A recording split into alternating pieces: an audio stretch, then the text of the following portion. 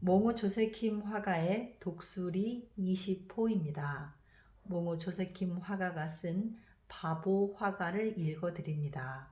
제목 토머스 마틴 선생님과의 만남 21살. 인사동 길에서 초상화를 그리다 보면 그림이 마음에 안 든다는 분들도 많았다.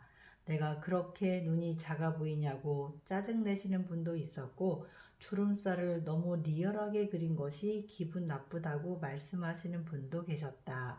그래서 나는 얼굴에 주름도 없게 그리고 기미 잡티도 빼드리고 눈도 크게 그려드리고 코도 세워서 초상화를 그리니까 사람들이 너무 좋아했다. 그 시절부터 토머스 마틴이라는 독일 분이 작품을 정기적으로 사주셨다. 그래서 차츰 인사동에 나가지 않고 안산에서 그림을 그리다가 가끔 인사동에 나가 예약하신 분들께 그림을 드리고 나서 인사동 전시회를 보고 집으로 돌아가는 형태로 생활이 바뀌게 되었다.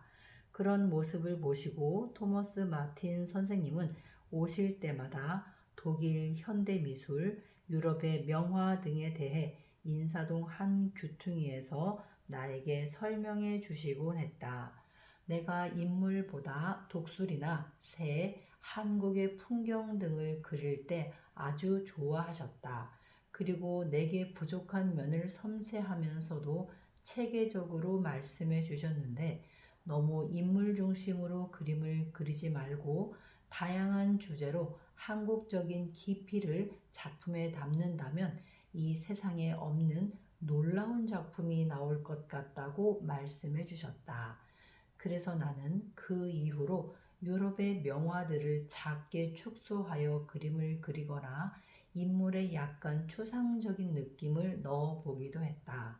토머스 마틴 선생님이 데리고 오신 독일 분들은 특히 독수리 그림을 선호하셔서 전량 다 구매해 가셨다. 그분들 중에 미헬 바우라는 시인이 기억에 남는데, 내 작품을 보시고 눈물을 흘리며 시를 지어 주셨다. 그때 나는 그림으로 사람의 마음을 행복하게 해줄 수 있다는 걸 깨달았다. 몽호 조세킴을 위한 시. 미셸 바우. 오 아름다운 내 손에 무엇이 있는가. 가끔 부자도 가난하니 곁에 자리 잡고 도시를 짓는다. 난 어느 높은 산 위에 서 있다. 독수리가 숨 너머로 날아간다. 오, 한 마리 아름다운 새 푸른 솔나무에 앉는다. 아름다움이며 장미도 우릴 찌르지만 난 더 아름다움을 찾아낸다. 내일이면 화가는 꼭 그림을 다 그릴 거야. 오, 아름다운 내 손에 무엇이 있는가? 오, 아름다움, 난 몹시 기쁘다. 오, 아름다움, 난 꿈을 꾼다. 오, 아름다움을. 토머스 마틴 선생님은 독일 분들에게 우리 가문의 전각도 소개해 주셨는데, 전각의 조예가 깊은 독일인 페터 회실레 선생님을 만나야 한다면서 내게 독일 문화원에서의 전시도 생각해 보자고 말씀하신 기억이 난다. 나는 그때 그분을 뵙지는 못했지만 그분의 책을 사서 어떤 방식으로 작품을 그리고 새기고 보관하고 분류해야 하는지를 알게 되었고 깊이 감동받았다. 토머스 마틴 선생님은 독일 미술을 설명해 주시면서 내가 너무 구상적이어서 추상적인 요소를 넣으면 아주 감동적이겠다는 말씀을 많이 해주셨다. 그리고 독일 작가들이 인사동에서 전시를 하면 꼭 안산까지 오셔서 직접 차로 전시장까지 데려다 주시며 구경시켜 주시곤 했다. 한동안 토머스 마틴 선생님께서 계속 작품을 구매해 주셔서 점점 인사동 거리에서 나가지 않아도 될 정도가 되었다. 토머스 마틴 선생님께 왜 이름이 토머스냐고 여쭈었더니 미국에서 활동하기 위해 독일식 이름 대신 토머스라고 바꾸었다고 하셨다. 그러면서 이제부터 작품에 사인을 남길 때 외국인들이 읽을 수 있게 영어로 조셉 킴이라고 사인을 남기면 어떻겠냐고 하셔서 나도 그렇게 하기로 했다. 점점 내 작품 속에 토머스 마틴 선생님의 취향이 들어가게 되면서 내 그림은 조금씩 구상에서 추상으로 가게 되었다. 한동안 독수리를 많이 그렸는데 독수리를 그리면 내 마음이 시원해지는 느낌이 들었다. 날개를 펴면서 날 준비를 하는 독수리를 보면서 나는 아픔이나 압박감, 우울함을 잊게 되었다. 독수리는 내가 되고 나는 독수리가 되었다. 이 세상이 내 그림을 인정하지 않더라도 내 그림을 좋아해 줄 한두 사람을 위해 그림을 그려야겠다고 생각했다. 제목 LA로 떠난 작품들 22살 인사동에서 그렸던 습작 중 손님이 자신의 얼굴이 아니라며 찾아가지 않은 초상화들과 지난 몇 년간 그린 그림을 합치니 모두 700여 점이 되었다. 주로 1호에서 2호, 조금 커도 4호를 넘지 않는 소품이었다. 원래는 1000점을 그려야 하는데 700점이 완성되었고 재미교포분이 미국에서 전시회를 기획하겠다고 하여 이 작품들을 보내드리기로 하였다. 그런데 토머스 마틴 선생님은 재미교포분의 신상 명세를 떼어서 확인을 했냐고 하시면서 당사자 간 계약서 서식을 만들어 주셨고 그것을 가지고 재미교포분과 만나 계약을 하게 되었다. 유태인 선생님께서도 기뻐하실 것 같아 말씀드리려다가 아직 내가 성공한 것이 아니라서 나중에 연락드리려고 미뤘다. 나는 그때 작은 그림만 그렸는데 큰 그림을 그리기 위한 물감이나 캔버스 비용이 부담이 되었기 때문이다. 또 작품을 외국에 가져갈 때 부피가 들쑥날쑥하거나 액자가 되어 있으면 운송비가 많이 나와서 LA에서 판매되지 않은 그림을 나중에 가져올 때도 큰 돈이 든다는 재미교포분의 말씀을 듣고 작은 그림만 그리게 되었다. 마치 테트리스 게임의 빈 공간 찾기처럼 차곡차곡 작품을 감싸서 묶었다. 토머스 마틴 선생님은 기뻐하시면서도 이 작품들이 진짜 미국으로 가고 관리가 정확히 될 것인지 불안한 느낌을 표현하셨다. 재미교포분은 내가 미국에 같이 들어가는 게 좋겠다고 하셨다. 작품이 먼저 배편으로 갔는데 나는 외국에 가고 싶지 않았다. 돈도 많이 들고 가족들과 같이 있고 싶었기 때문이다. 작품 700점을 보내면서 나는 마음이 허전했다. 토머스 마틴 선생님은 재미교포분이 사기꾼일지도 모른다며 작품이 어디에 보관되는지 정기적으로 확인하시겠다고 하셨는데 나는 지금도 재미교포분이 그때 도와주지 않았다면 내 작품이 미국에 소개되지 못했을 것이라는 생각을 한다. 토머스 마틴 선생님은 차라리 그 작품을 독일에 가져가서 몇 년 동안 홍보하여 알리는 게 더 좋겠다는 이야기를 자꾸 하셨다. 이런 와중에 얼마 후 작품이 무사히 LA에 도착했다는 전화 연락이 왔다. 원래는 작은 소품이라 아주 적은 금액으로 판매될 것으로 생각하며 그림을 그렸다.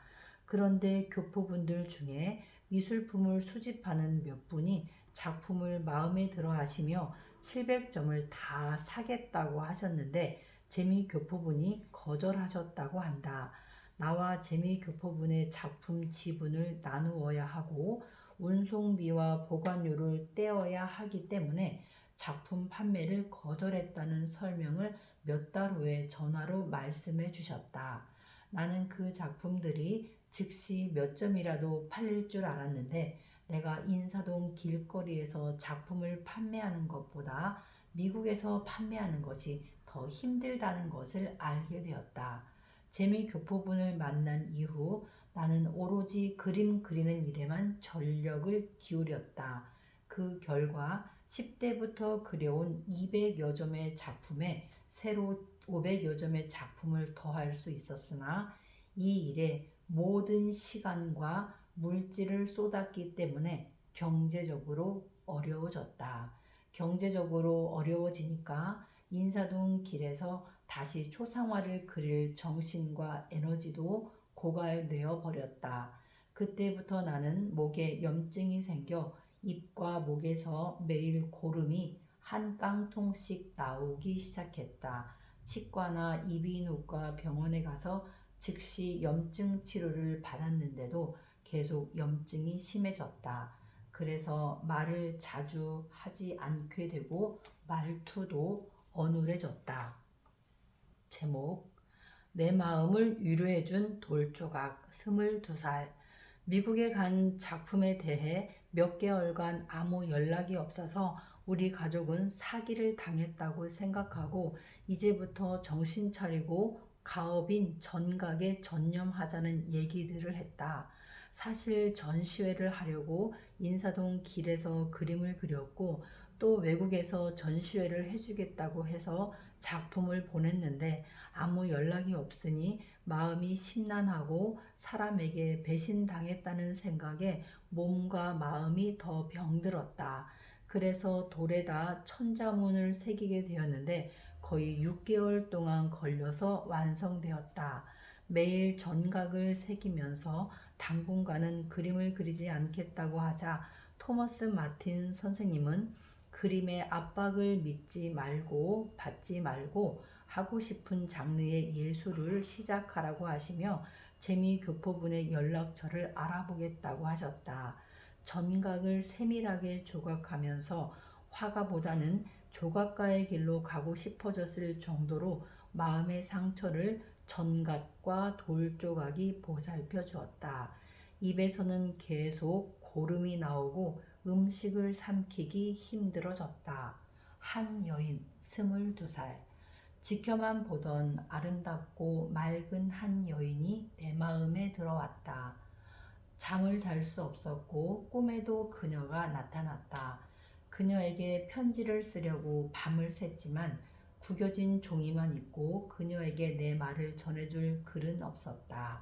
수많은 사랑 시를 사랑하게 하고 수많은 사랑 노래를 좋아하게 한 그녀를 가까이 하고 싶었지만 나는 아무것도 가지지 않은 그림쟁이였다.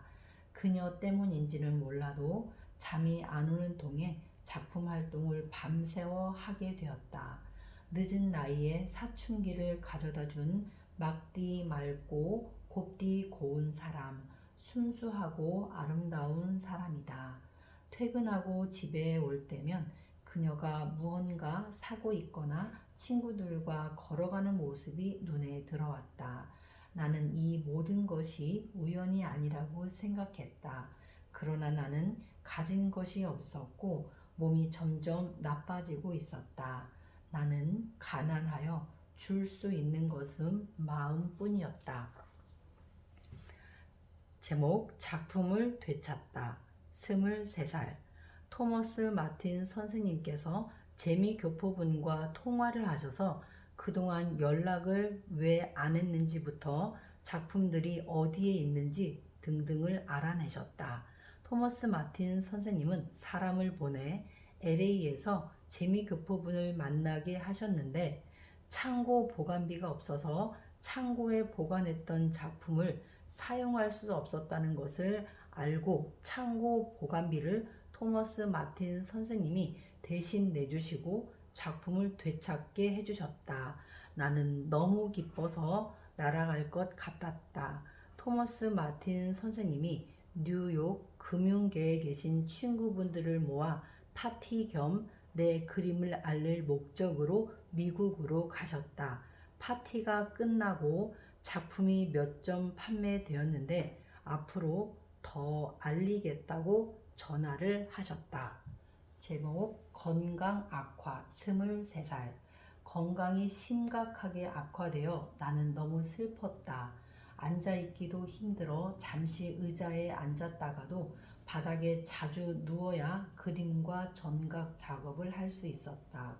내가 좋아하는 그녀를 한 달에 여러 번 가족들과 여러 사람들 사이에서 볼 기회가 있었는데 그녀를 보려면 내가 걸어 다닐 체력이 되어야 했고 서 있을 수 있어야 했다. 그래서 나는 몸이 아플 때면 그녀를 보기 위해 몸을 단련하고 제어하는 연습을 했다. 앉고 일어나고 서 있고 걸어 다녀야 그녀를 멀리서 바라볼 수 있었다. 이런 내가 미웠다.